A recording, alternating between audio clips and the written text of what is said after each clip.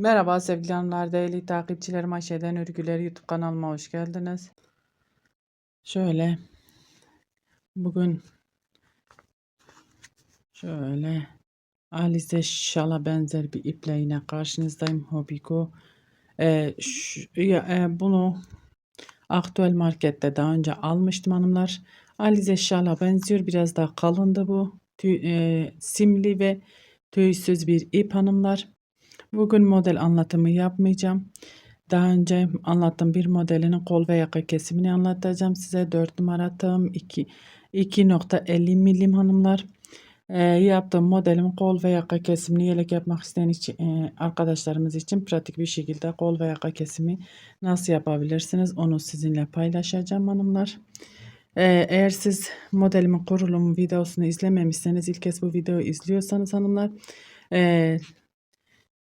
kurulum videonun linkini açıklama kısmına bırakacağım. Oradan tıklayarak izleyebilirsiniz hanımlar. Hanımlar şöyle size anlatayım. Şimdi ben burayı kol altı yapacağım. Buraya kadar öreceğim. Veyahut da şöyle buradan ipimi koparıp şuraya gelip buradan devam edeceğiz.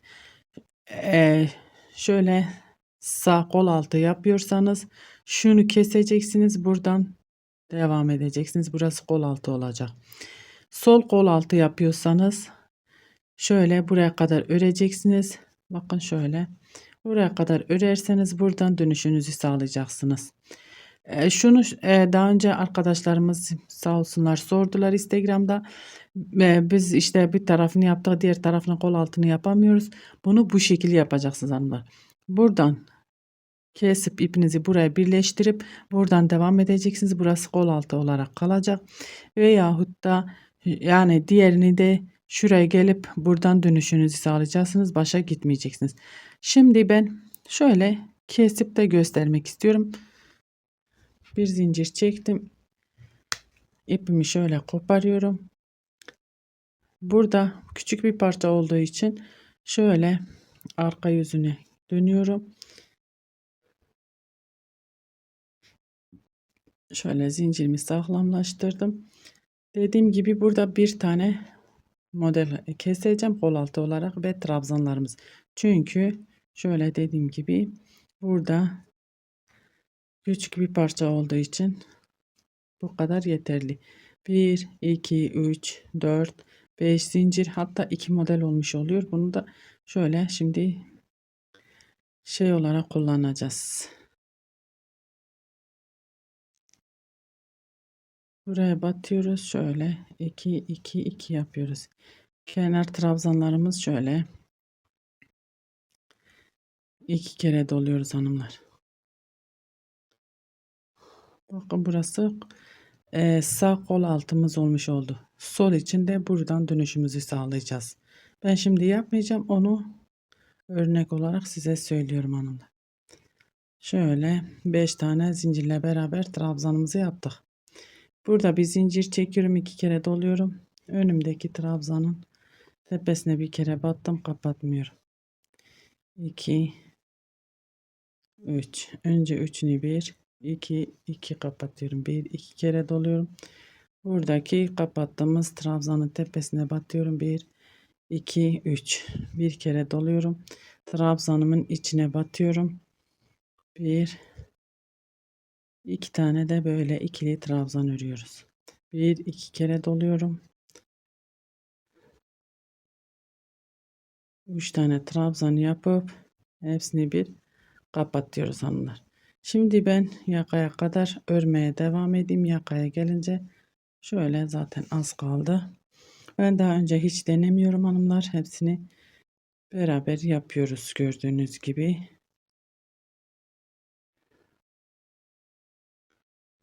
Küçük bir parça olduğu için şöyle minik bir anlatım yapacağım size. Bakalım yakamızı nasıl kesebileceğiz hanımlar. Şöyle ikili trabzan.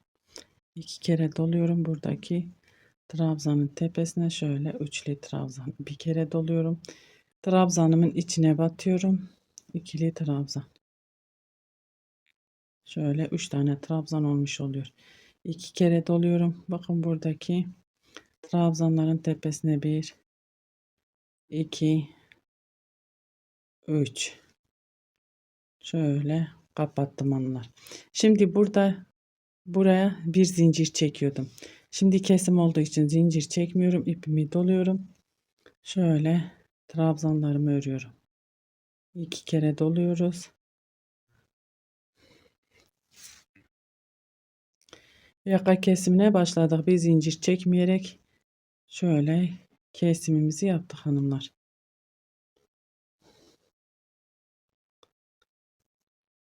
Benim ipim kalın tip, siz daha ince iplerle örebilirsiniz. 4 zincir ve dönüyorum. 2 kere doluyorum, dibindekine değil bir sonrakine. Şöyle trabzanlarımı örüyorum.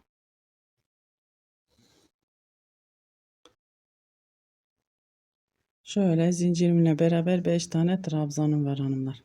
Şimdi burada bu modelimizin tepesine normalde şöyle 2 kere dolup burada bir tane trabzan yapmamız lazım. Şimdi buraya atlıyorum, buradakine batıyorum. Bakın şöyle bunu atlıyorum, kesim yapıyoruz ya. Şöyle 1, 2, 3, şöyle bir kapattım. Kesime devam etmiş oldum. Bir modeli de burada şöyle gördüğünüz gibi kestim. Bir kere doluyorum, trabzanımın içine giriyorum. Şöyle ikili trabzan. 1 2 kere doluyorum. 1 2 3, üçünü bir kapattım. 2 2 kapatıyorum. Şimdi burada herhangi bir işlemimiz yok hanımlar. Şöyle üçlü trabzan çektim. Trabzanın içine batıyorum. İkili trabzan 2 tane. Toplam 3 tane trabzanımız olmuş oluyor. 2 kere doluyorum. 1 2 3, önce 3'ünü sonra 2 2 kapatıyorum. Bakın 1 2 kere doluyorum. Burada modelimiz var. Tepesine batıyoruz. Şöyle üçlü bir trabzan, trabzanın içine batıyorum. İkili trabzan. 2 kere doluyorum ve kenar trabzanlarımı örüyorum. Burada artık kol altında herhangi bir işlemimiz yok hanımlar. Sadece gelip burada dönüşümüzü sağlıyoruz.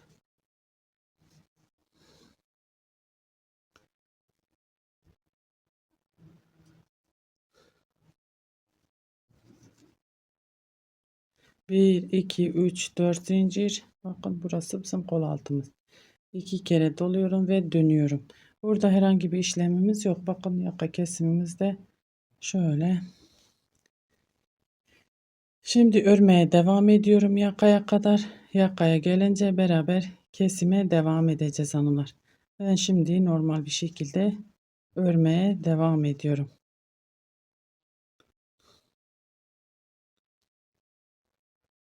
Burada bir zincir çekiyorum, 2 kere doluyorum. Bunu topladığımız için 1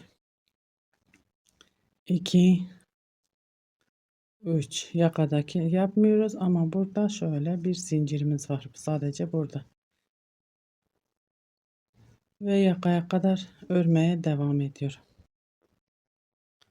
Evet hanımlar, şöyle yine yaka kısmına geldim. Burada bakın şöyle modelimiz var. Yapmamız gereken 2 kere dolayıp şunun tepesine batmaktı. Onun tepesine değil, atlıyorum. Bir modeli daha kesmiş oluyorum. Kenar trabzanlarımı örüyorum. Burada da zincir çekmiyorum. Burada zincir çekiyorduk topladığımızda. Kasmasın diye ama burada kesim olduğu için zincir çekmiyorum hanımlar.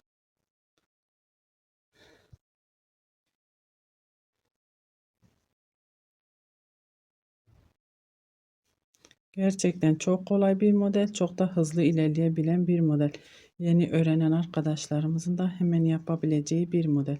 1 2 3 4 zincir ve dönüyorum. Bu yelek değil, küçük bir parçada, model anlattığım parçada kol ve yaka kesimini pratik bir şekilde nasıl yaparsınız onu size anlatıyorum hanımlar.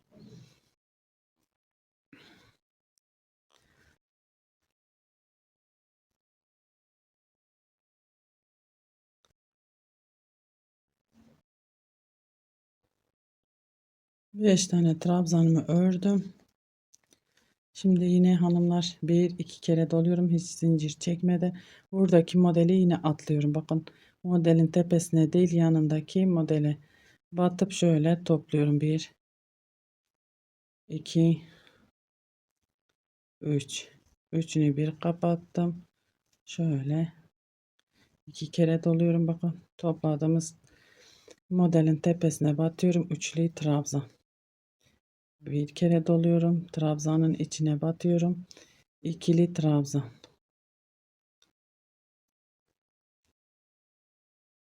Ve şimdi tekrar öreceğim. Dönüp yakaya gelince sıramı tamamlayıp yakaya gelince beraber kesime devam edeceğiz hanımlar. Evet hanımlar şöyle gördüğünüz gibi yakamız oluştu. Şimdi burada son kez kesim yapacağız. Bakın burada bir modelimiz var. Bir iki kere doluyorum modele değil. Kenardaki trabzana batıyoruz. Bakın çok kolay bir yaka kesimi oluyor ve çok da güzel oluyor. Bu şekil. Ve artık kesimimi bitirdim hanımlar. Dediğim gibi küçük bir parça olduğu için.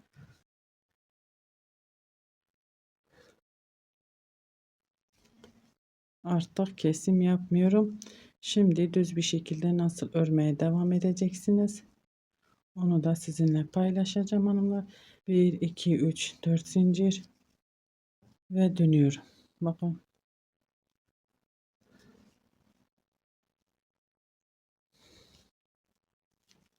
İki kere doluyorum. Dibindekine değil bir sonrakine batıyorum. Kenar trabzanlarımı örüyorum.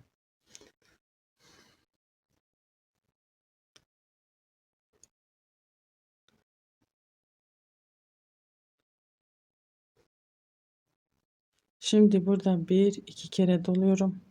Buradaki trabzanın topladığımız modelin tepesine batıyorum. 1 2 üçlü bir trabzan. Bir kere doluyorum. Trabzanımın içine batıyorum. Kesimimiz bitti hanımlar. Şimdi normal örmeye devam ediyorum. İki kere doladım. Trabzanların tepesine battım. 1 2 3 üçünü bir şöyle kapatıyorum. Bir iki kere doluyorum. Buradaki tekli trabzanın tepesine batıyorum. Tekli değil kapattığımız trabzanın tepesine batıyorum. Şöyle bir kere doladım. Trabzanın içine battım. Bir iki tane trabzan buraya. İki kere ipimi doluyorum ve kenar trabzanlarımı örüyorum. Bu şekilde örmeye devam ediyorum hanımlar. Ben şimdi bir iki model bu şekilde öreyim. Şöyle ördükten sonra yakamız daha bir ortaya çıkmış olacak. Örüp geliyorum. Evet hanımlar şöyle ördüm gördüğünüz gibi. Yakamız da harika bir şekilde ortaya çıkmış oldu. Gerçekten hem çok kolay hem de çok güzel bir model. Yaka kesimi de aynı şekilde çok kolay oldu. Bakın.